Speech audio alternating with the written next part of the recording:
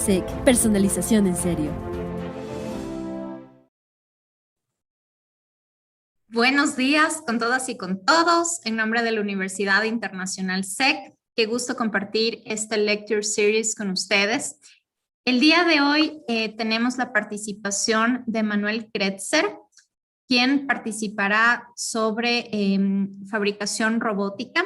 Y a continuación quiero darle la palabra a nuestra coordinadora de la carrera de arquitectura, Verónica Vaca. Bienvenida, Verónica. Muchas gracias. Muchas gracias, Karen. Buenos días con todos y con todas. Bienvenidos a la tercera conferencia de las Lecture Series sobre fabricación robótica. La mañana de hoy contamos con la presencia de Manuel Kretzer. Manuel es profesor de Materiales y Tecnología en el Departamento de Diseño de la Universidad de Ciencias Aplicadas en Anhalt. Desde octubre de 2015 hasta marzo de 2018, fue profesor invitado en la Universidad de Arte de Braunschweig, impartiendo la asignatura Fabricación Digital. Desde 2010 hasta 2015, ha sido ayudante científico y de docencia en la Cátedra de Diseño Arquitectónico Asistido por Computadora en la Escuela Politécnica Federal de Zúrich, donde fue responsable de coordinar y liderar los módulos de producción y diseño digital de la clase de posgrado de la maestría en estudios avanzados. Su investigación apuntó a la noción de la arquitectura suave y dinámica con un enfoque específico en el rendimiento de nuevos materiales inteligentes, que también formó parte del núcleo de su tesis doctoral. A partir de esta investigación, Manuel inició Materiability a finales de 2012. Se trata de una plataforma educativa gratuita que busca conectar a arquitectos, diseñadores y artistas. Proporciona acceso a nuevos desarrollos de materiales y tecnologías de vanguardia. Manuel también es socio fundador del estudio de diseño receptivo con sede en Colonia, Alemania. Muchas gracias, Manuel, bienvenido. Okay, thank you. I think now it's my turn, so let me share my screen. Yeah.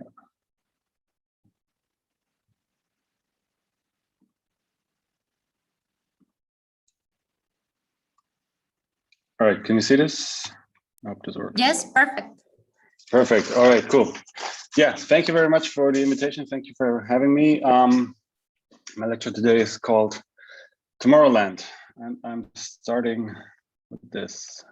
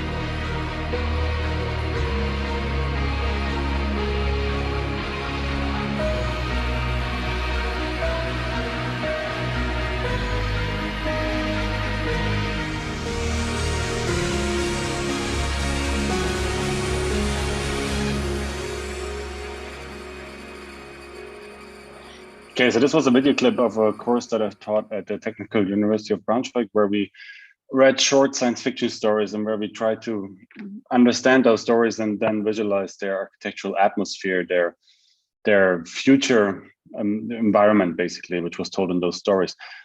And thinking about this future, speculating about this future is something that I follow quite often in my courses. But when we're speaking about the future, when we're speaking about the future of architecture, of society, of design, we usually also have to speak about change, or as Isaac Asimov stated in 1978, it is change, continuing change, inevitable change, which is the dominant factor in society today.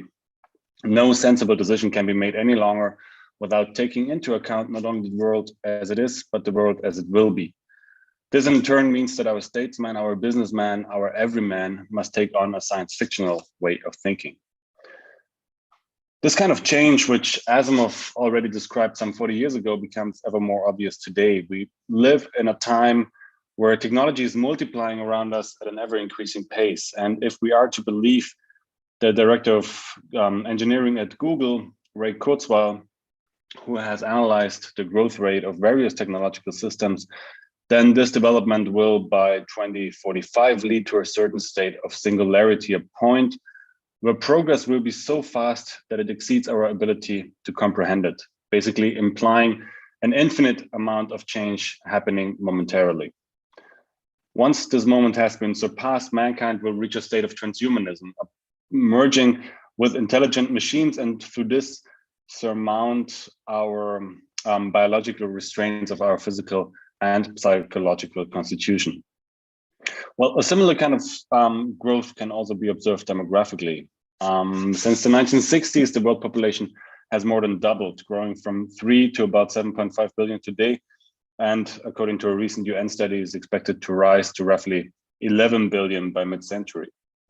And 70% of all those people are going to be living in large megacities. At the same time, the global average life expectancy has in the last 100 years increased from 46 years of age in 1910 to 70 in 2014, and is supposed to exceed 76 by 2050. By 2050, we will also need 80% more energy than today. We will consume 90% more food. We will have 200 million worldwide climate refugees. There will be more trash in the ocean than fish. Almost every vehicle on the planet will be autonomous and self-driving. And apparently human-robot or human-machine computer relationships could have become common. Well, obviously, all these human-related tendencies not only have an impact on ourselves and our behavior as a species, but also on our planet's ecological system, its biodiversity, its climate, and its atmosphere. An impact actually so severe and irreversible that scientists are proposing to constitute a new geological epoch, the Anthropocene, the age of humans, a period beginning in the 1950s with atomic bomb testing, throughout which the face of Earth has been largely defined by human activity. However, the Anthropocene is not only a time of man-made disruption, it's also, at least more recently, a moment of awakening, of blinking self-awareness, in which we're becoming conscious of ourselves as a planetary force. So we're not only driving global warming and ecological destruction, we know that we are. Well, tragically, it's only by despoiling the planet that we have realized just how much a part of it we are. But what to do when everything one does becomes an environmental question, when every time we start the engine of our car, every time we pick up a plastic bag in the supermarket, or every time we eat a burger at McDonald's or at Burger King, we change the world, and not because of our individual actions, but because of our collective act as an entire species. And how do we overcome this problem? If everybody on the planet was living like me, which is not a very good example, we would need 3.2 planet Earth. Obviously, due to COVID, this ecological footprint of mine has changed a little bit, but nevertheless, I'm luckily just a little bit worse than the average German, much better than the American or the average Arab, United Arab Emirates person. But globally, we would almost need a second planet if we continue our lifestyle like we do. Another way of displaying this is the so-called Earth Overshoot Day, which marks the date when humanity's demand for ecological resources and services in a given year exceed what Earth can regenerate in that year. So again, if everybody on Earth would live like us Germans in 2019, we would have run out of natural resources by May 3rd already. So the question I think that we need to be asking ourselves are not any longer whether our culture or capitalistic consumer culture is sustainable, whether climate change is real, or even how we can prevent it, since we're already right in the middle of it. The question I think we should be asking is ourselves to figure out the best way to live with it and to adapt, or as Norbert Wiener has put it in 1954, we are the slaves of our technical improvement, and we can no more return a New Hampshire farm to the self-contained state in which it was maintained in 1800. We have modified our environment so radically that we must now modify ourselves in order to exist in this new environment. We can no longer live in the old one. Yet, unfortunately, what we tend to do much too often when facing unknown, unprecedented challenges is doing the exact opposite. So instead of adapting, instead of changing and evolving and trying to understand the reasons and the cause of these events, we're plugging their symptoms through a vicious fight for conservation. We're building walls against rising sea levels. We're building walls to keep those away, those in need away from those who have, wall as the encapsulating response to an inevitably changing world. But maybe it's time to reconsider our attitude. Maybe it's time to stop fighting change and stop mourning after the good old days and instead embrace it as something from which new can emerge. And in this context of transformation, of mutation, following the example of nature, paired with a good portion of optimism and curiosity at what the future might behold, try to create environments and experiences which adapt and which grow and which evolve and which include rather than exclude.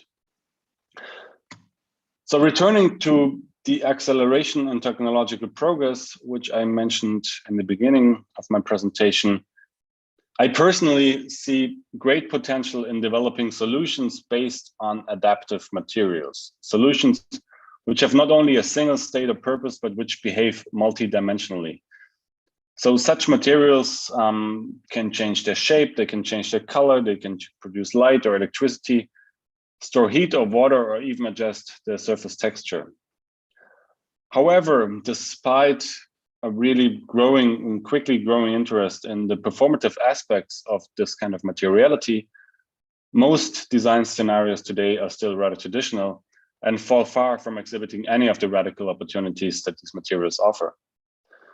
And this has a number of reasons, I believe. Firstly, many of these materials are still technologically immature and are often not developed with respect to architectural or design applications, which means that they're usually rather small in size and also in durability.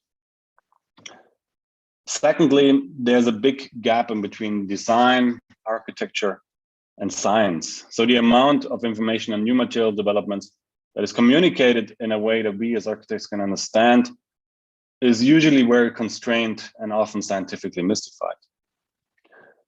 And lastly, and I think that this is something that we as designers have to address, there is a lack in ideologically distinguishing these materials from traditional ones, which means that their defining dynamic properties are constrained by forcing them onto existing structures and systems, or even neglected by standardizing and categorizing them in order to make them comparable to non-active materials. So in an attempt to overcome these issues, I have initiated the Materiality Research Group with a website, which is what I'm showing you right here. So the content of this website, of this platform, which was established in 2012, is divided into three main categories, three main parts. So the first part is a collection of physical projects, of experiments, which focus on new materials in a creative and innovative way. So there's a whole lot of different projects dealing with new materials, smart materials, adaptive materials, biological materials. Secondly, there's a collection of scientific essays on where these materials come from, how they were developed, what their purpose is, and what they're usually used for. And lastly, and I think this, especially for students, is the most interesting, there's a collection of hands-on do-it-yourself tutorials, how these materials can be basically produced or grown or manufactured at home in an informal environment.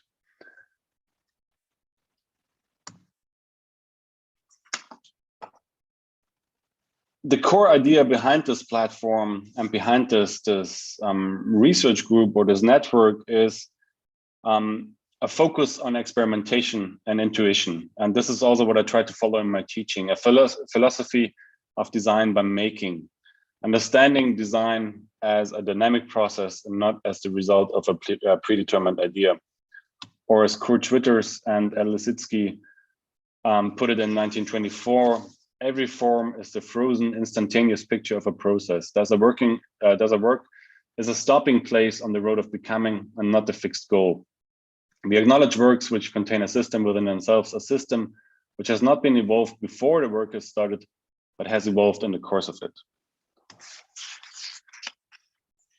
To communicate or to mediate this concept to my students, I run explorative and playful workshops and courses where the students are encouraged to physically experience and understand the relationship between a materials fabrication procedure and its performance. The results are usually rather speculative installations of which the relation to reality and presence is often left open to the students, and where the functionality and even the idea are evolved and developed throughout the process from what was learned and discovered. One quite old project now, but which still I think perfectly reflects that spirit, is Phototropia, which was realized at the Chair for Computer-Aided Architectural Design at ETH in Zurich in 2012. The key idea or the key topic of this project was autonomy, and autonomy not only in the sense that we as designers or as we as creators become independent from commercially available and industrially fabricated materials, but autonomy also in the sense that we wanted to combine all the materials into a self-sufficient system, which would create all the energy it required by itself. The material that we used or that we produced all had in common that they were thin, they were flexible, and they were lightweight, and they could be made following a set of rather simple instructions. The first materials that we made were electroactive polymers, which are thin film membranes that can change their size or their shape in response to a strong electrical field. We then also created electroluminescent displays, which emit a cold, perfectly homogeneous light in basically any color across the surface. And we collaborated with scientists from the EPFL in Lausanne to produce dye-sensitized solar cells, which are a type of solar cell that use an organic dye in order to convert sunlight into electricity. All these components were merged and held together in a system made from self-made bioplastic. And here is a short video.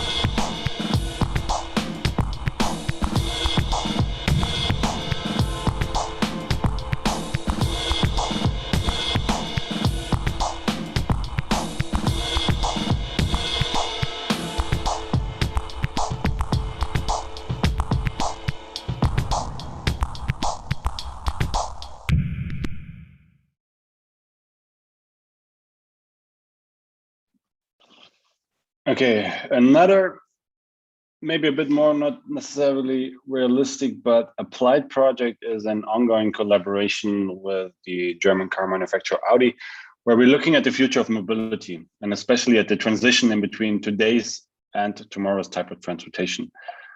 So mobility today is dangerous, it's noisy, it's dirty, it's stressful, it's expensive, and especially when you're living in a city, there's always a lack of parking spots. Mobility tomorrow, but yet it is fun, and that's, I think, the most important part of it. It's fun because we are part of an active part of a system. We feel safe. We trust in ourselves and our own abilities in our car. It's a private space. It's an individual experience, and it gives us the feeling of freedom and of independence. Mobility tomorrow is supposed to be autonomous, supposed to be clean, connected, less traffic, much more public space. And this is the vision since already 50 or 60 years or even more. Yet, and that's the backside of it, there is a huge anxiety of losing control, of alienation, of insecurity, and especially of dependence on a system which we don't personally identify ourselves anymore. So what the task or the questions that we were posing ourselves is trying to merge these two worlds, trying to develop a driving experience which becomes an emotional journey by allowing the users to identify themselves with the vehicle. So the first project in this context, which we realized, was Concept Breathe, and here we tried to rethink the notion of the car seat and imagine that with an increasing demand for customization and individualization, our cars in the future would become much more than mere means of transportation, but instead exhibit aspects of living creatures. So they would become our friends and our companions. The seat that we designed was parametrically designed in Rhino and in Grasshopper.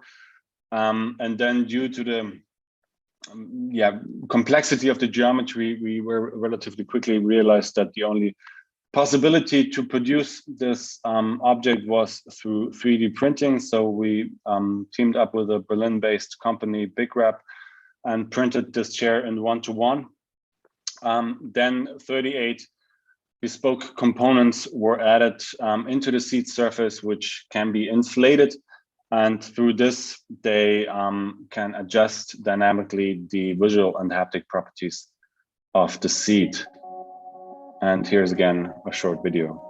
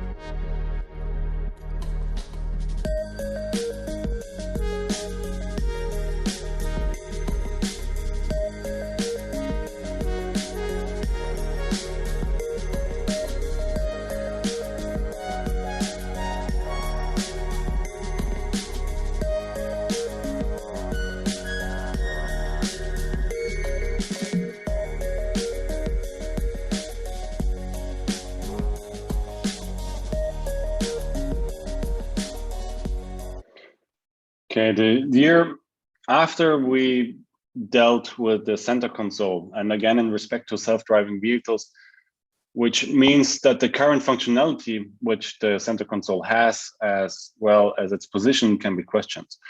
So the result, or one result, was Alcyon, a bio-inspired table produced again by 3D printing, but here we used a compostable algae filament. The structure was then used to grow render lichen, which also behave as a bioindicator in order to demonstrate how the air quality of the interior of the car, while at the same time producing oxygen through photosynthesis.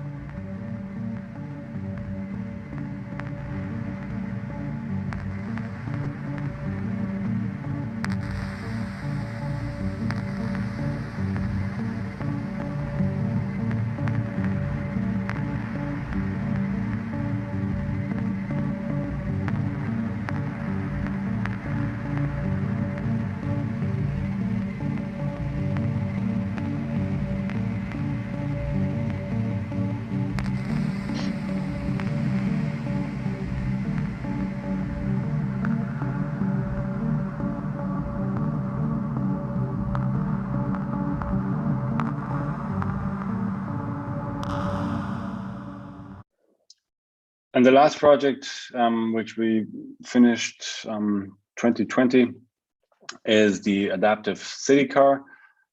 And again, here, the premise was not only to design something that not only looks, but also feels different, but also we wanted to reach the limits of what is doable in terms of design and fabrication. So we started with an intense ideation workshop out from which we extracted 4 key demands from our users' perspective. So we wanted to design for individuality, for identification, but also for space and for protest. These demands then led to 4 corresponding design attributes. First, we shifted the seating positions. So the focus when driving is less on the environment, or less on the traffic, but more on the environment and the co-passenger. Secondly, we added very large smart glass windows, which can change their transparency. And through this, they allow interaction, but also they provide privacy. And third, we integrated lights, which signal different states of the car. And we added elements of cork, which were then further planted with moss in order to improve both the interior air quality, but also bring aspects of nature back into the cities. The whole car was assembled from 92 robotically milled components. Each part was then coated, sanded, painted, and the whole structure glued together. And before the adaptive elements were added, then the lights came, the windows, and sound and sensors were integrated. All this was done by 92 students from 2 departments in roughly, a bit more than 3 months. And here again is a short video of the project.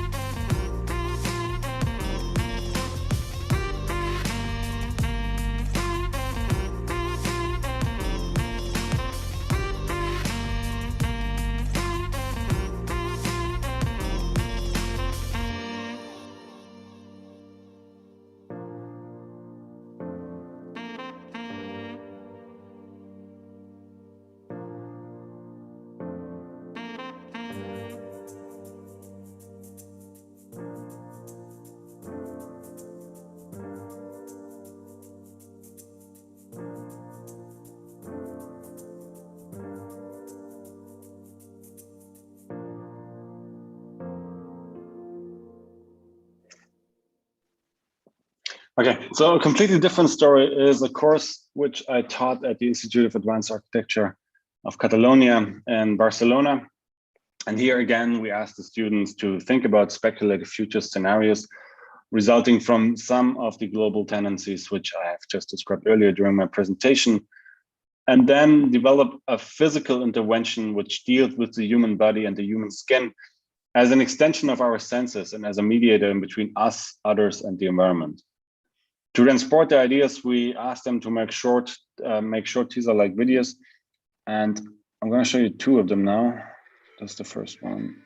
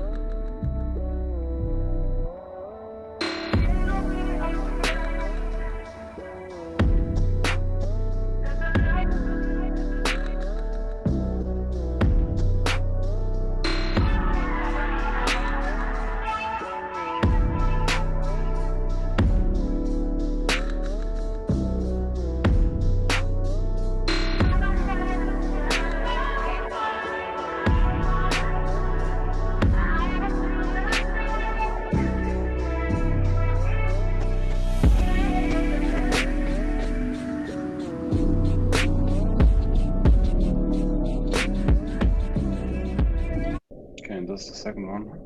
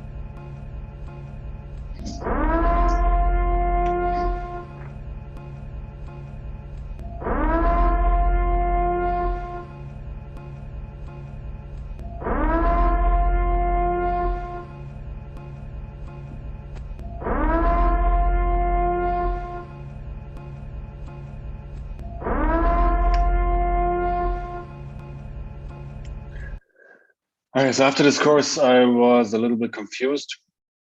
I mean, I definitely enjoyed the aesthetics of these videos and the entertainment factor of the stories, but I was surprised that all the students, and this was only a selection, but all of them had very dark and very pessimistic visions of the future.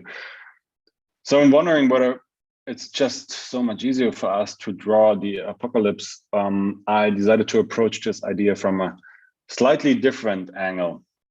And here I would like to read a quote by Timothy Morton, which he published shortly after converting his home to wind-generated energy, which meant that he could basically produce far more energy than he ever needed. You think ecologically tuned life means being all efficient and pure? Wrong. It means you can have a disco in every room of your house.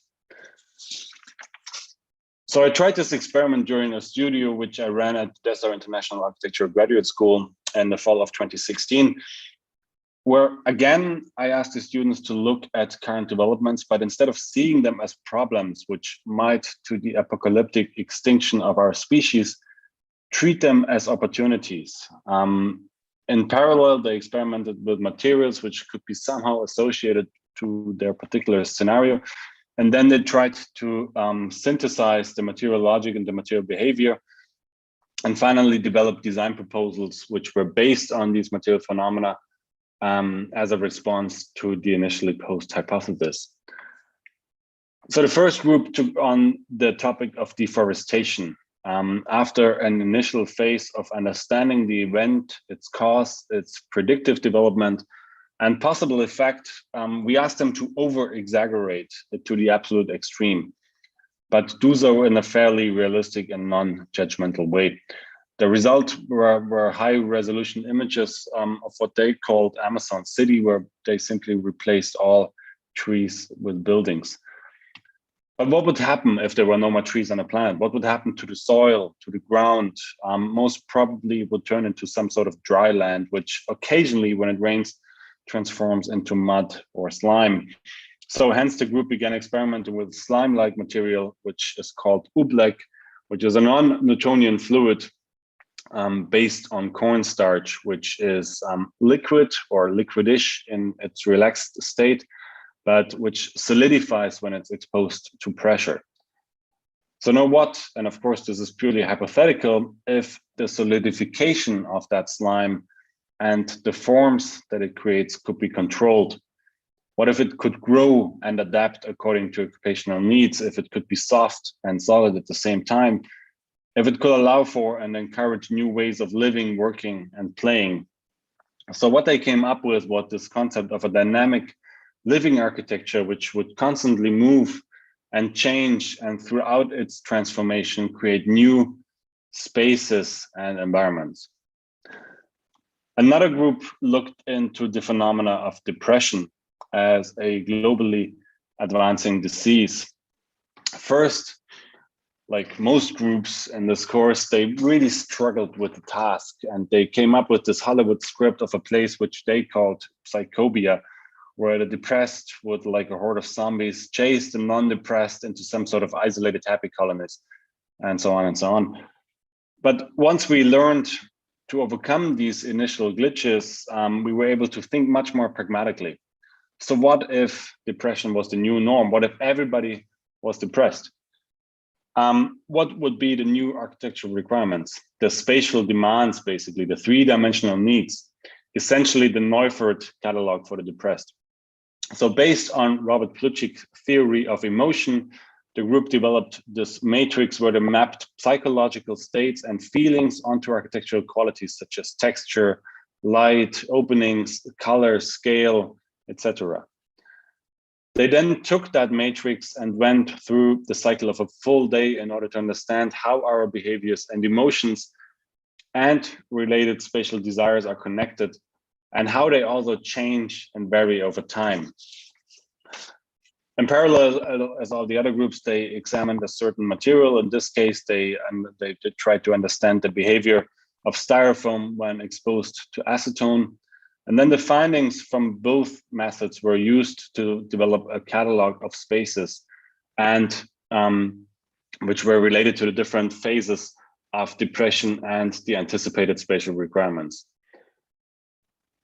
In addition, they had this idea depending on the current condition of the inhabitants, on the current moods or states, they would be able to individually transform and adapt the spaces according to their personal preferences. So activities such as carving or digging or playing, became not only means for self-expression, but tools for spatial transformation in order to arrive at this highly complex, constantly growing and evolving ecology of spatial units.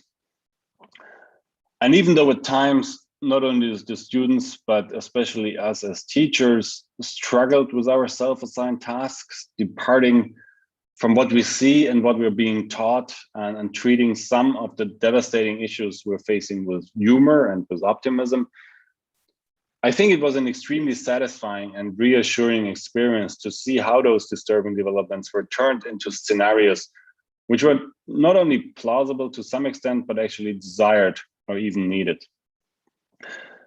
So I will conclude my presentation with the final part, create, with a quote by Hans Rosling, where he states, we should neither be optimists nor pessimists about the future. We should be possibilists. We should decide on the future we want and then set about creating it. But first, I think we have to overcome our ignorance and our indifference towards what is happening around us, and this focus on only ourselves. And also this naive hope that someone smart enough will simply science our way out of this, and instead become active ourselves. And unfortunately, I've also just recently understood the urgency of this, so I don't have too many advices on how to address this dilemma. But one thing that I began focusing on strongly, at least in our research at the Materiality Lab, is working and experimenting and researching biological and biodegradable materials. So in the past, we've worked a lot with mycelium, for example, with bioplastics, of course, bacterial leather, and especially always trying to combine those materials with tools for digital fabrication. And I'm going to show you a last video of a course where we looked into the printability of bioplastic materials.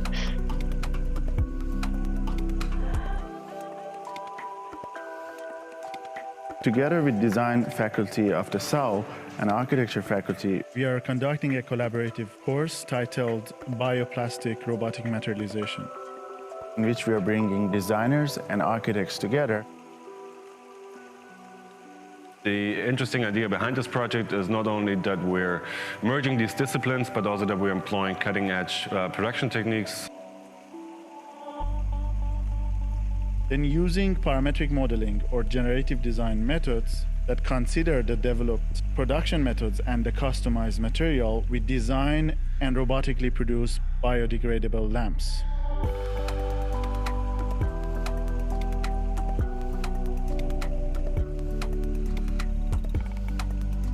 So depending on how we want the lamp to look, we can create a material which has a particular transparency, which has a different color, which has a certain flexibility or stiffness.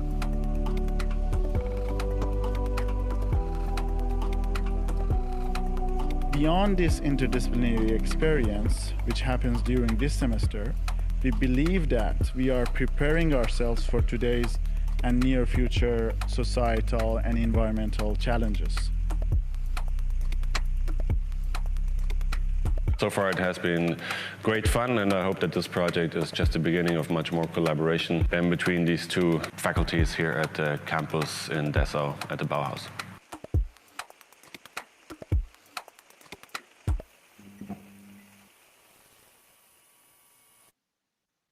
Oh, and actually there's one more.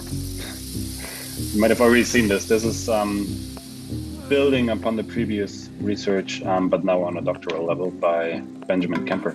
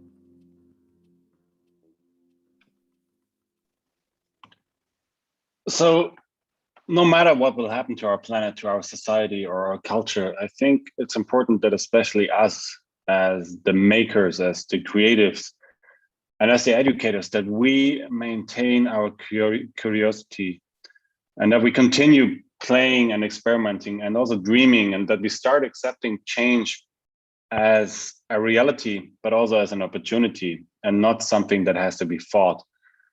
And then that we start using the tools and the powers that each of us have and to do what we understand as right and towards that which we care about, since we are the ones who define the environments and the experiences for our future generations, and we have to design and create Tomorrowland as we want it to be.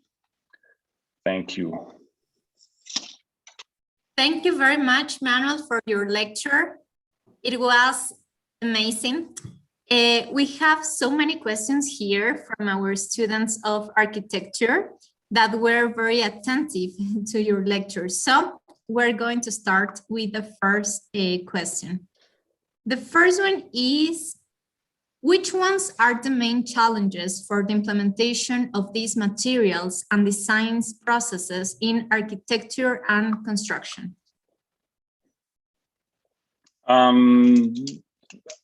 That depends on the material, of course. So there's no general answer to this question, but I think, especially for the smart materials I showed in the beginning of my presentation, there are limitations in scale and durability. So architecture always needs to last very long and it's always very big. So there's usually a problem with the scalability of these materials.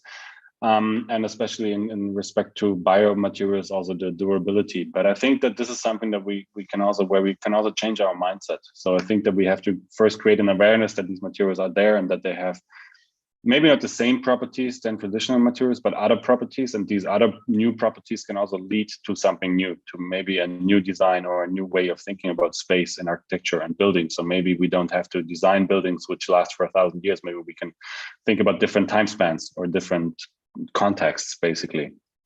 So I think the main challenge is still an awareness and the big industry players, to convince them that there is alternatives which are, yeah, interesting. Thank you, Manuel. The second question is, what do you think about the relation between the research processes in academia and the demands on the professional practice of architecture? I think they go hand in hand. Obviously, research not always feeds into architectural practice, and architecture as a discipline is something that changes very slowly, which also is, of course, related to the durability of architecture. But nevertheless, they inform each other, just as art informs science and vice versa. So I think they run in parallel, but there's a lot of interconnections and overlaps where research then actually leads to new developments, which can be translated into architectural building. Thank you very much. The third question is, can you please provide further explanation about the synthetic ecologies academic exercise? How can technology and new materials can improve the relations between humans and the built environment? Sorry, can you repeat that? I didn't quite understand the question. Yes, can you please provide further explanation about this synthetic ecologies academic exercise? How can technology and new materials can improve the relations between humans and the built environment? Well, the course itself was more of a design, a thinking, a speculative, a conceptual exercise. So the core of this course was to really transform these things which we usually see or understand as something bad, as something that we want to keep away from us, as something that we don't want to face and which we're afraid of, and try to use them as an opportunity. Basically, I mean, that was the core idea of this course. So thinking about rising sea levels not as something that drowns half of the world, but something that actually provides us with new space to build on, maybe. or a new material to build with. I don't know.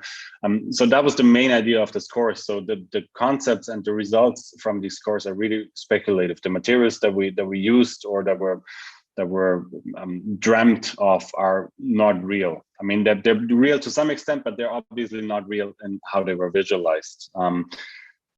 Nevertheless, I mean, this has a lot of layers, many different layers. So on the one hand, of course, there's this like thinking exercise, like really inversing it, like turning this whole thing around, this whole development. And the other thing is this material exercise, like working with our hands, experiencing, designing, creating with our hands, and through this haptic interaction with materiality, also develop new ideas and new visions. But yes, this was a very conceptual project, far from reality. Thank you, Manuel. The fourth question is, according to your lecture, technological advances could potentially lead humanity to isolation. What are the implementations that you advise in order to preserve our social relations in the built environment?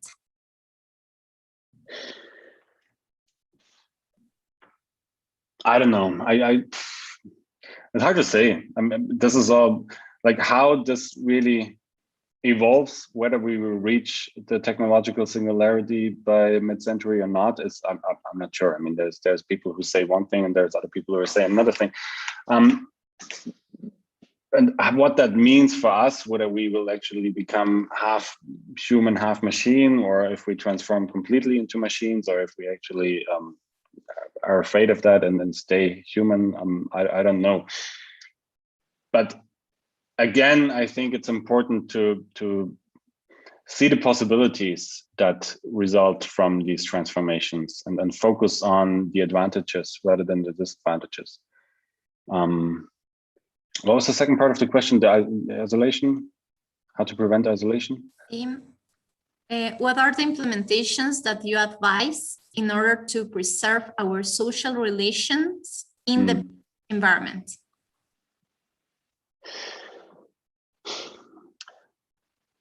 Well, I think, but again, this is it's a good question, but there's not one answer. I think that's also something that everybody has to find out individually. I think as soon as you start becoming, well, Cedric Price said technology is the answer, but what was the question? So what is the question? What do we want to achieve through technology, and how do we prevent technology from controlling us? I think that's the main thing that we need to be aware of.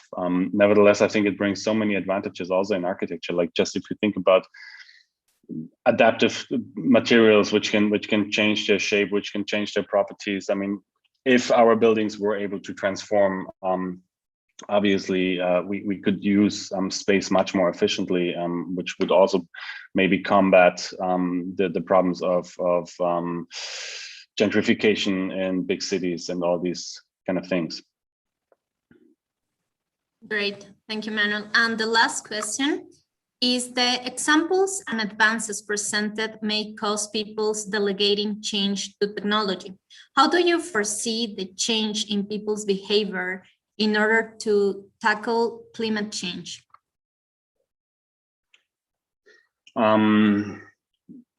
What sort of behavior exactly? It says, let me see, people's behavior. People's behavior in response to climate change.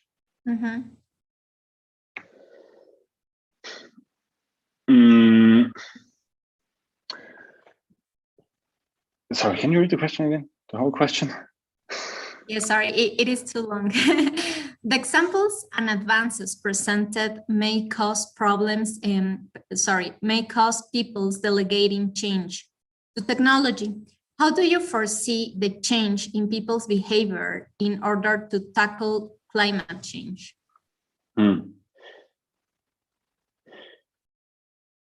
Yeah. Well, as I said,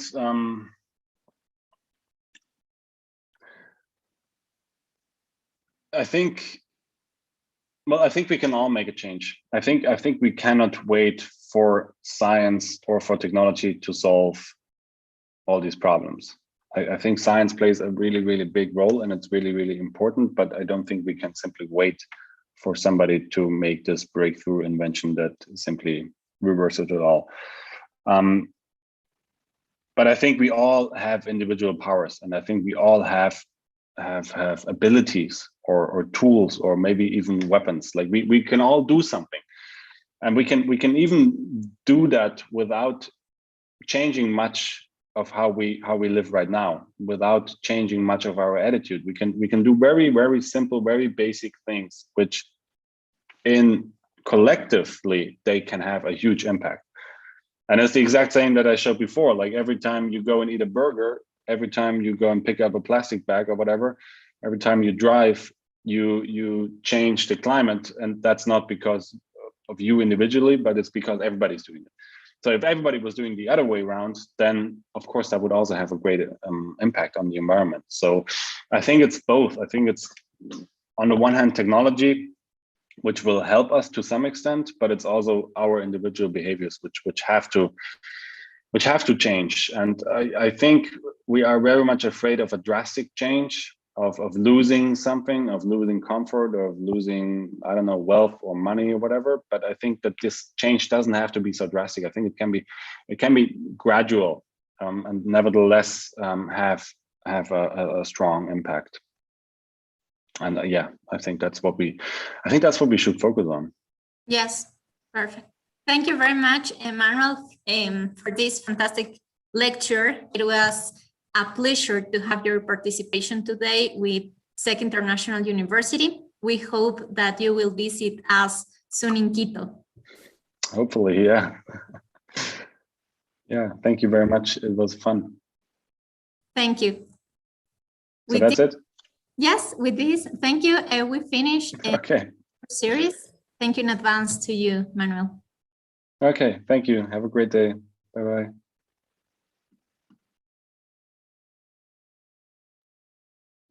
En los momentos de crisis, tu educación es una oportunidad para crecer, para brillar y superarte ante la adversidad. En la UISEC somos tu segundo hogar y mantenemos la excelencia académica como la bandera que nos caracteriza, con un ambiente cálido y humano pensando en ti. Permanezcamos unidos y seamos fuertes en el camino. Cuenta con nosotros para mejorar tu futuro. Universidad Internacional SEC, personalización en serio.